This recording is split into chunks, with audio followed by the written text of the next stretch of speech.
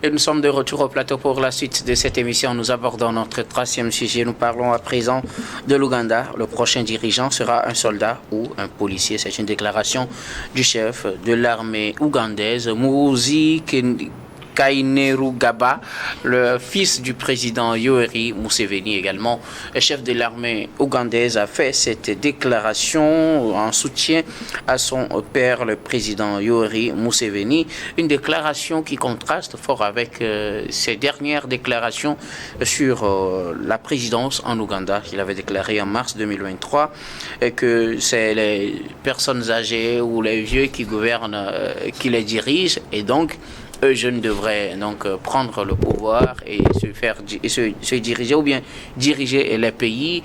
Et donc l'on imaginait qu'il sera candidat à la prochaine présidentielle qui aura lieu en janvier 2026 en Ouganda. Mais surprise, ce week-end, le même personnage ou le chef de l'armée ougandaise a annoncé qu'il ne sera plus sur la liste des candidats à l'élection présidentielle de 2026 dans son pays. Je voudrais annoncer que je ne serai pas sur le bulletin de vote en 2026. Dieu Tout-Puissant m'a dit de me concentrer d'abord sur mon armée. Je soutiens donc pleinement le président Yoweri Museveni lors des prochaines élections. C'est ce qu'il avait déclaré donc dans une publication, et d'ajouter qu'aucun civil ne dirigera l'Ouganda après le président Museveni. Les forces de sécurité ne le permettront pas. Le prochain dirigeant sera un soldat ou un policier. Cette déclaration donc qui suscite encore beaucoup de réactions dans l'opinion au Rwanda et en Ouganda, excusez-moi, et dans tous les pays qui connaissent un peu l'actualité de ce pays, l'Ouganda. Réaction que nous allons également avoir sur ce plateau. On va essayer d'analyser ces propos du chef de l'armée ougandaise, Muhoozi Kainerugaba, qui est, je le rappelle, le fils unique du président Yoweri Museveni. Adam. Oui, au-delà de l'Ouganda, c'est une information qui n'a pas laissé indifférente pratiquement tout le monde entier. Parce que vous savez, c'est vrai, vous l'avez dit lorsque vous prenez ce chef d'état-major, ce qui étonne et qui surprend en réalité toute démocratie, c'est en réalité l'intervention, sinon l'intrusion d'un chef d'état-major ou de l'armée dans la vie politique du pays, quel que soit le régime, quelle que soit l'appréciation qu'on fait du régime de Yoweri Museveni. Mais c'est vrai, vous l'avez dit, c'est un habitué, en tout cas, des réactions des réactions qui laissent en réalité perplexe pratiquement toute opinion. Mais je pense que on s'y attendait le moins, puisque depuis qu'il a dit, et il y a de ces voix-là qui estiment que le chef d'état-major général était pratiquement devenu une menace pour son père, puisque depuis qu'il a cité, il s'est pris le temps, depuis qu'il a dit qu'il serait donc candidat, en indexant le fait que le pays, sinon les pays qui sont dirigés par des hommes d'un certain âge qu'il qualifiait de vieux, quelque part, les réactions autour de son père, il n'y avait pas eu tellement de réactions. Ça voudrait dire que c'est quelqu'un qui s'est beaucoup enraciné. Il s'est fait une popularité, mais également qui est puissant. En réalité, la puissance ou le pouvoir de son père ne vit que par lui. Et lorsqu'un chef arrivé à ce niveau, en tout cas décisionnel, vous fait des pics de telle sorte et que le papa ne réagit pas, c'est vrai que certains pourront donc le mettre sous le coup de la sagesse, mais au-delà, parce qu'on sait véritablement que lorsqu'il avait fait une précédente sortie liée au fait que il pourrait, en tout cas en 1 ou 2 semaines, envahir leurs voisins. De toutes les façons, on a vu la réaction prompte du père, parce que il a compris directement que son fils essayait d'ouvrir des vannes d'une crise diplomatique qui n'était pas opportun, parce que ne connaissant pas en réalité l'adversaire en face. Qu'à cela ne tienne, je pense que quelque part, il y a lieu de pouvoir donc s'interroger sur ces réactions-là. Ce sont des réactions de quelqu'un qui est devenu plus puissant que le roi, lié au fait que le fait qu'il soit donc le seul fils, mais aussi le fait qu'il est le seul fils parmi... Il semble que le président a 3 filles aussi. Oui, 3 filles. Mais c'est le fils. Le seul fils. Voilà, le seul fils, voilà. De son père, il est devenu plus puissant que le papa et donc peut se permettre en réalité... Le puissant, il est le chef de l'armée, mais c'est son père qui est le président de la République. Oui, donc, j'ai demandé le chef suprême des armées et je vous dis tantôt que le pouvoir de son père ne vit que par lui. Voilà pourquoi d'ailleurs, lorsqu'il fait ces sorties-là, président que son père n'arrive pas à prendre des décisions contradictoires pour le ramener à la raison. Parce que quelque part, l'Ouganda c'est un pays démocratique, on sait véritablement qu'il y a également des opposants. Bon, de toutes les façons, la démocratie, les baromètres, les baromètres d'appréciation de la démocratie sont là. Les élections, il y a des élections régulières, etc., font qu'au moins on peut plus ou moins, même si vous savez que ces attributs peuvent prêté, en tout cas, à discussion de toutes les façons, je dis, c'est un pays démocratique et ce n'est pas permis à un chef suprême des armées de faire des intrusions dans la vie politique du pays. Merci beaucoup à vous, Adam Adjonou, le fils de Yoweri Museveni, qui revient sur ses déclarations. Le prochain dirigeant ne sera plutôt un soldat ou un policier. C'est ce que a déclaré Muhoozi Kainerugaba, le fils du président Yoweri Museveni, le même qui avait déclaré en 2023, il y en a marre, il y en a assez plutôt des vieux qui nous gouvernent, nous dominent. Il est temps pour notre génération de briller. Il avait donc lancé un mouvement pour le soutenir et soutenir sa candidature à la présidentielle de janvier 2026. Mais le voilà ce dimanche qui fait une autre publication dans laquelle il revient sur cette position. Il annonce cette fois-ci que les civils ne devraient pas espérer être candidats à la présidentielle quand on sait que le principal opposant à son frère, c'est Bobi Wine, cet ex-rappeur qui est devenu candidat, homme politique, candidat à la dernière présidentielle, c'était en 2021, et qui se prépare à la prochaine présidentielle. Dans ce contexte, le chef de l'armée déclare: je voudrais annoncer que je ne serai pas sur le bulletin de vote en 2026. Dieu Tout-Puissant m'a dit de me concentrer d'abord sur son armée. Je soutiens donc pleinement le président Yoweri Museveni lors des prochaines élections. C'est ce qu'il avait écrit, et d'ajouter, comme je le disais tantôt, aucun civil ne dirigera l'Ouganda après le président Museveni. Les forces de sécurité ne le permettront pas. Le prochain dirigeant sera un soldat ou un policier, Gabin.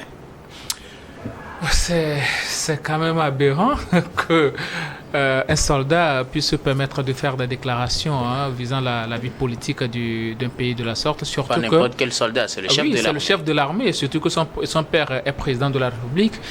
Ça sent peut-être soit à une guéguerre entre lui et son père, et puis par après son père lui parle, ils arrivent à trouver un accord, son père le rassure que bon, après moi ce sera toi, et puis il continue, mais à un moment donné il ne se sent plus rassuré, il est à chaque moment obligé de rappeler à son père qu'il constitue encore une menace, parce que vous savez, arrivé à un certain moment, quand vous avez atteint un certain niveau où vous vous croyez comme un demi-dieu, même votre père ne représente rien devant vous, d'autant plus que vous avez beaucoup de pouvoir, vous avez assez d'hommes à votre disposition. Ça peut être cela, ou bien soit ça peut ressembler à des machinations pour éloigner les populations même de la réalité de ce que vivent les Ougandais, parce que à un moment donné, aujourd'hui, quand nous prenons l'Ouganda, il y a de véritables problèmes économiques, de la vie chère, les problèmes de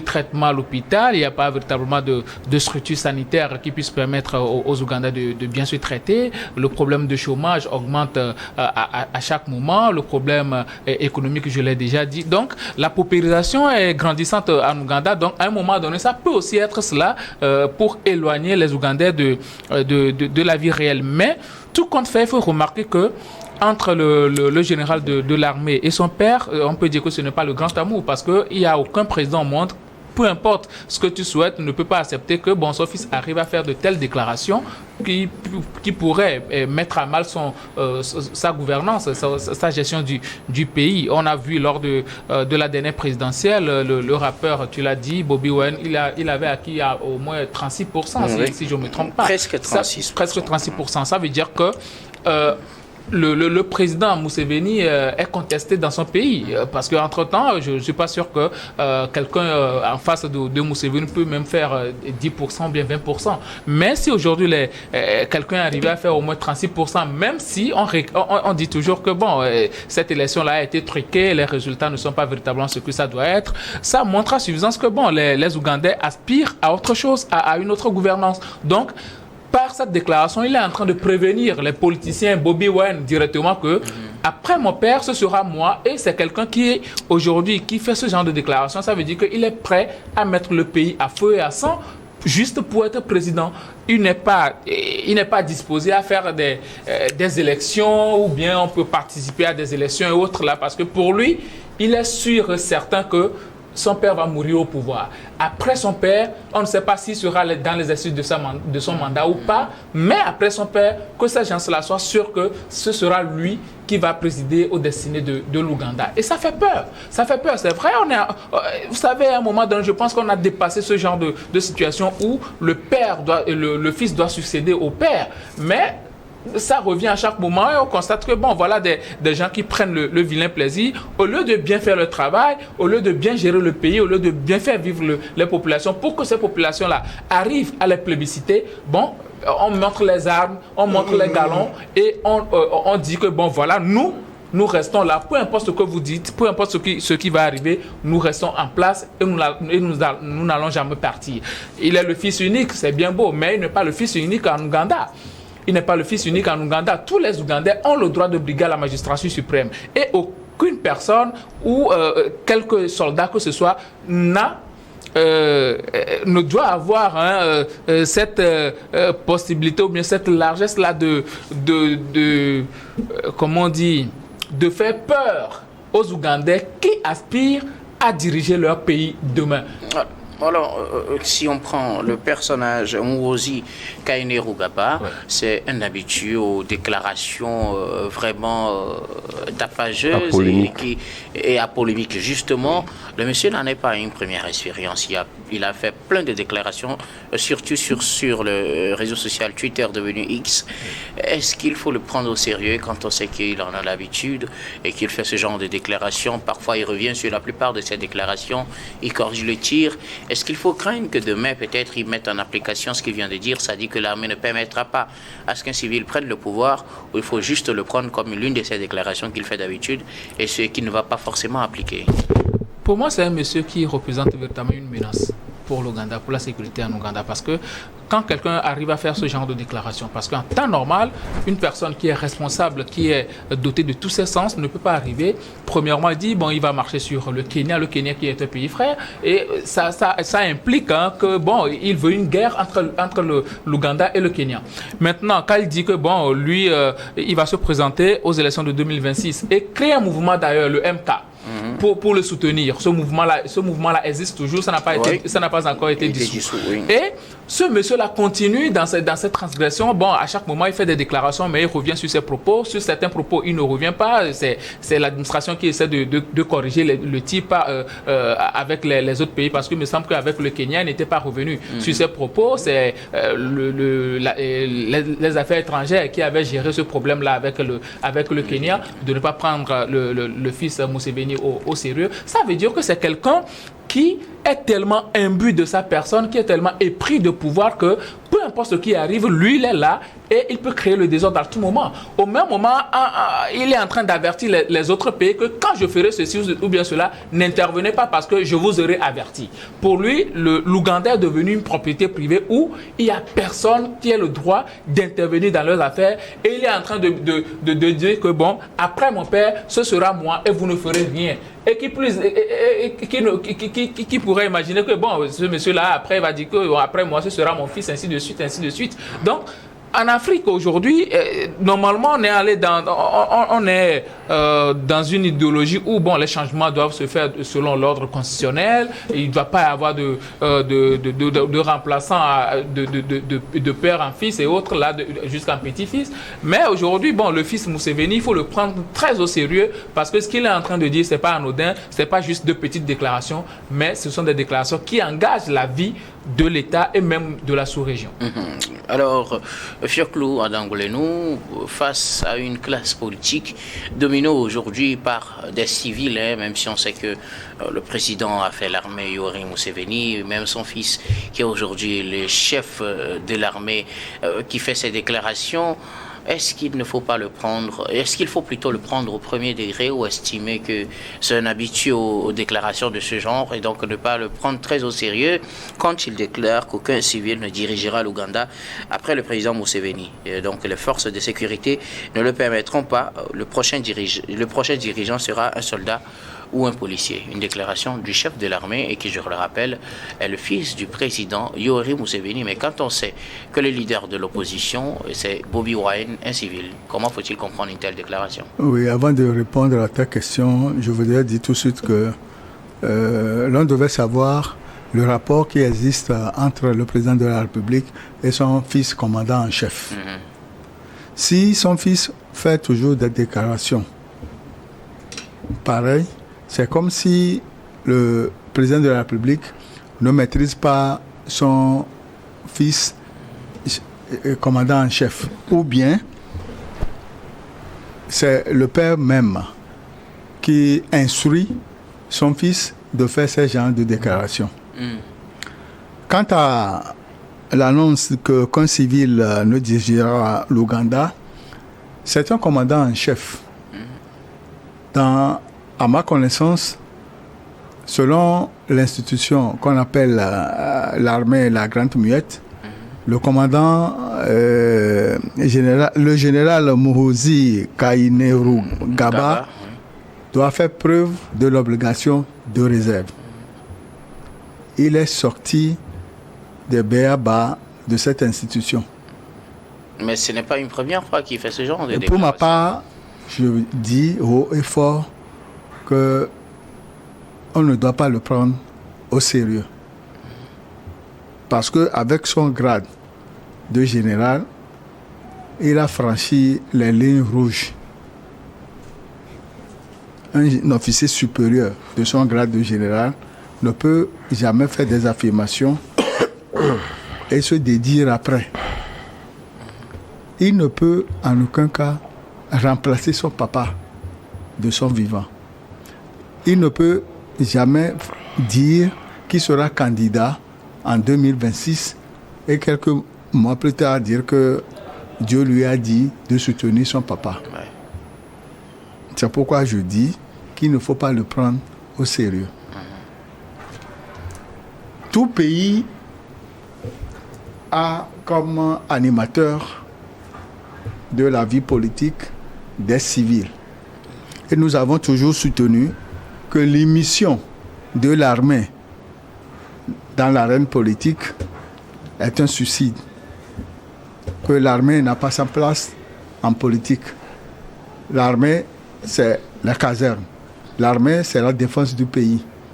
Et quand il a ce pouvoir de commandant en chef et il menace les civils et surtout l'opposant qui a participé à l'élection de 2021 et de 2021 et qui a environ 31%. Il a normalement 34,84%. Il est à prendre au sérieux.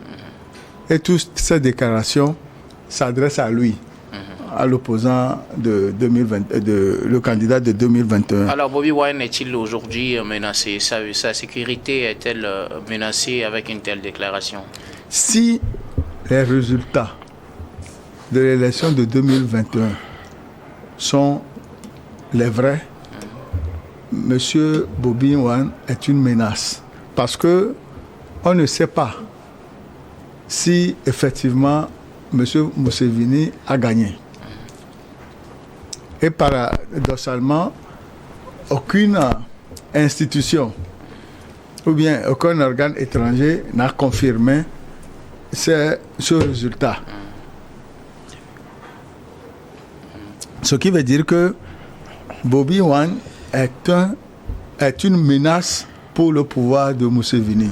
Bobby Wine pense d'ailleurs qu'il a été triché, que c'est lui le vrai vainqueur de cette élection. C'est ce que je dis. On ne sait pas. Il n'y a aucun organe étranger qui a donné un autre résultat par rapport à ce qui a été fait en RDC, où l'Église catholique s'est impliquée et a donné le vrai gagnant.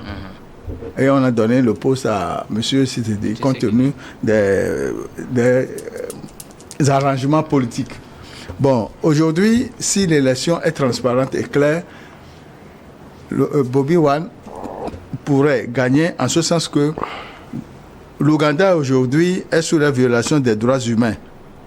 L'Ouganda est une dictature appliquée. Il y a le chômage, la pauvreté, la dégradation des services de santé et le déclin de l'économie. Non, je le dirais en référence à la succession des élections qui sont organisées.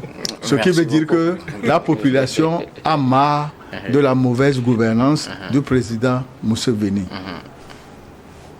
Son fils sait que si l'élection est transparente, Bobby Wine sera vainqueur. C'est pourquoi il le menace dès à présent. Pour dire qu'aucun civil ne va pour lui dire qu'aucun civil, mais après son père. Quand les préparatifs des élections vont se faire, on va voir s'ils vont prendre les dossiers des civils pour comme candidat. Merci beaucoup à vous tous pour vos contributions. Nous allons marquer une dernière pause. On reviendra tout à l'heure pour la dernière partie de cette émission, une dernière partie que nous allons bien évidemment consacrer au Togo.